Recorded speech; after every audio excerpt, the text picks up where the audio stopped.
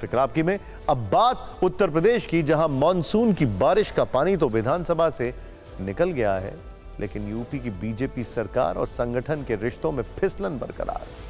सरकार और संगठन के बीच मनमुटाव के राउंड 2 की शुरुआत हो चुकी है। अब तक जो बातें पर्दे के पीछे थी वो नए सिरे से रिलीज हो गई हैं, और ये सब कुछ नजूल संपत्ति विधेयक के जरिए।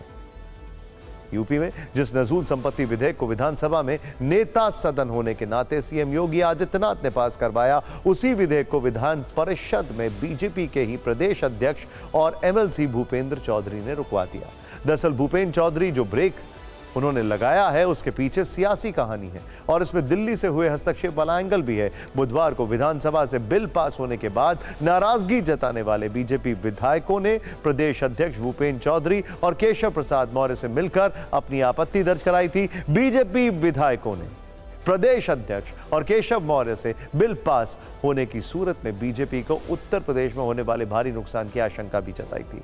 खास बात यह है कि विधानसभा में बिल का विरोध करने वाले दोनों बीजेपी के विधायक सिद्धार्थनाथ सिंह और हर्ष वाजपेयी प्रयागराज क्षेत्र से आते हैं। उप मुख्यमंत्री केशव प्रसाद मौर्य भी प्रयागराज से आते हैं। इसके बाद ही तय हुआ कि विधान परिषद के सभी सदस्यों की आम सहमति से इस बिल को पास होने से रोका जाए। इसके बाद गुरुवार को विधान परिषद में बिल पेश किया गया। केशव प्रसाद मौर्य विधान परिषद सदन में बिल टेबल करने का प्रस्ताव कर ही रहे थे, तभी बीजेपी प्रदेश अध्यक्ष और एमएलसी भूपेंद्र चौधरी खड़े हुए और विधेयक को प्रवर समिति में भेजने की बात कहने लगे। ऐसे में सभापति कुंवर मानवेंद्र सिंह ने भूपेंद्र चौधरी को रोका और कहा कि पहले विधेयक जो है उसको टेबल तो हो जाने दीजिए। इसके बाद भूपेंद्र चौधरी बैठ गए और जैसे ही केशव प्रसाद मौर्य ने विधेयक पेश किया, उसके बाद फिर से भूपेंद्र चौधरी खड़े होते हैं और विधेयक प्रवर समिति में भेजने को कहने लग जाते हैं। उन्होंने कहा कि प्रवर समिति 2 महीने में रिपोर्ट देगी। ऐसे में सवाल यह है कि जब नजूल संपत्ति विधेयक को विधान परिषद में अटकाना ही था तो विधानसभा से क्यों पास कराया गया? क्या नजूल संपत्ति विधेयक ने साबित कर दिया है कि सरकार से बड़ा संगठन है?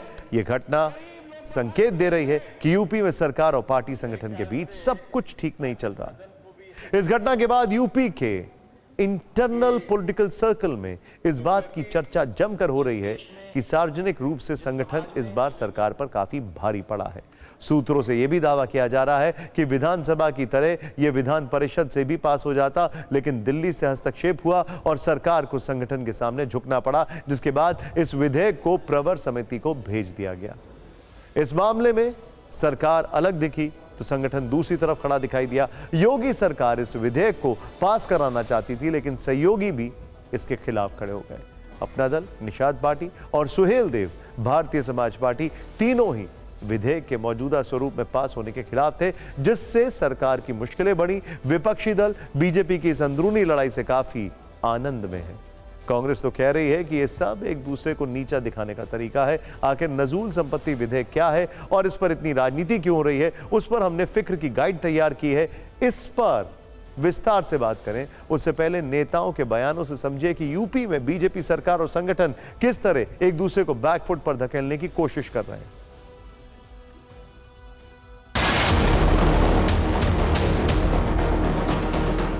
माननीय मुख्यमंत्री जी हमारे विधानमंडल दल के नेता हैं, सबने बातचीत करके ही इस विषय को आगे बढ़े हैं। जहां तक सदस्यों के मन के विषय प्रश्न है कि और गहनता से विचार विमर्श हो, बातचीत हो, तभी इस पर आगे बढ़ा जाए, तो ऐसा निर्णय हुआ है।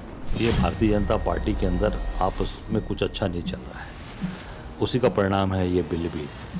जब आपस में कोई डिस्कशन कोई चीज़ होती है या आपस में कोई बात डिस्कस करके जब वो पटल पे आएगी, तो मुझे लगता है तब तो पास हो जाना चाहिए।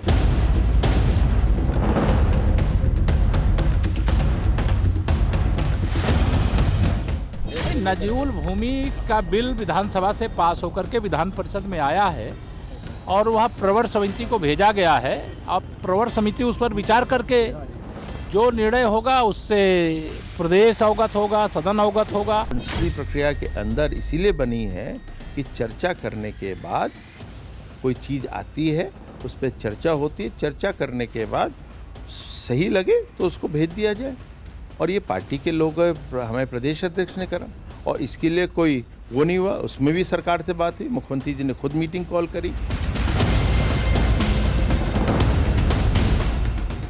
फिर सरकार को विचार करना चाहिए। कुछ अधिकारी ऐसे, मैंने पहले भी बता दिया, कि वो ऐसा घुमा रहे हैं कि वोट नाराज हो जाए। और वोट भी तो नजुल भूमि पर बैठा हुआ है, तो जब बीजेपी का कोई वोट खराब हो जाएगा तो किसके सारे वोट जीतेंगे भाई। नजोल पे जो विधेयक आया है उसका हम लोगों ने विरोध किया है, क्योंकि ये जनता के हित में नहीं है। बाद में इन्हीं जमीनों पर बड़ी संख्या में आबादी बस गई, ऐसा कहा जा रहा है। नजूल संपत्ति की अगर हम बात करें, नजूल की जमीन दो तरह की होती है, ग्रामीण इलाकों में और शहरी इलाकों में। ये जमीन 15 साल से लेकर 99 साल तक की लीज पर देने का नियम रहा है। लीज के बदले में लोग तय किराया देते रहे हैं। प्रयागराज से लेकर लखनऊ और मेरठ तक में नजूल की हजारों एकड़ जमीन है। लोग सालों से घर बना कर रहते हैं, खेती भी करते हैं। अयोध्या जैसे शहर में हजारों लोग नजूल की जमीन पर रहते हैं या फिर दुकान चलाते हैं। ऐसे ही प्रयागराज में इलाहाबाद हाई कोर्ट से लेकर राज्य लोक सेवा आयोग की बिल्डिंग तक नजूल लैंड पर बनी है। राजस्व विभाग, वन विभाग और सिंचाई विभाग की जमीन को नजूल के दायरे से बाहर रखा गया है। केंद्र सरकार के रक्षा, डाक, रेलवे और टेलीग्राफ विभाग की जमीन को भी नजूल के दायरे से बाहर रखा गया है। मायावती के मुख्यमंत्री रहते हुए नजूल के कुछ प्लॉट्स फ्री होल्ड किए गए थे। खैर, अब आपके मन में सवाल होगा कि अगर ये विधेयक कानून का रूप ले लेता तो क्या बदलाव आता। इसे आसान तरीके से समझाने के लिए हमने फिक्र की गाइड तैयार की है, जिसमें प्रश्न और उत्तर के साथ इस कानून से जुड़ी सारी जटिलताएं दूर हो जाएंगी। पहला सवाल यह है कि नजूल संपत्ति पर कानून बनने से क्या होगा। पहला सवाल यहां पर, सबसे पहले जमीन की लीज का नवीनीकरण नहीं होगा। नए कानून लागू होता है तो नजूल संपत्ति फ्री होल्ड नहीं होती। नवीनीकरण नहीं होने पर क्या होगा, जो लोग इस जमीन पर कर रहे हैं, खेती कर रहे हैं, कारोबार चला रहे हैं, उन्हें जमीन से हटना पड़ता। इससे लाखों लोग बेघर हो जाते। जमीन किसी व्यक्ति या संस्था को लीज पर देने की व्यवस्था बंद हो जाती। इसके बाद खाली हुई नजूल की जमीन का क्या होता, इसका इस्तेमाल सिर्फ सरकारी काम के लिए ही किया जाता। अब एक सवाल यह भी है कि जिन लोगों ने नजूल की जमीन वाली लीज के नवीनीकरण का पैसा दे रखा है, उनका क्या। तो विधेयक में प्रावधान किया गया है कि ऐसे लोगों का पैसा ब्याज समेत वापस किया जाएगा। इस फैसले का राजनीतिक असर क्या हो सकता था, तो इसका जवाब यह है कि जो लोग जमीन से बेदखल किए जाते हैं वो बीजेपी के खिलाफ हो सकते थे। आने वाले दिनों में यूपी की 10 सीटों पर उपचुनाव होने हैं। ऐसे में बीजेपी ये जोखिम उठाने की स्थिति में नहीं है। वैसे तो दावा यह भी किया जा रहा है कि नजूल संपत्ति विधेयक को प्रवर समिति के पास भेजने में सीएम योगी आदित्यनाथ की सहमति थी और इस पर पार्टी के नेता बयान भी दे रहे हैं।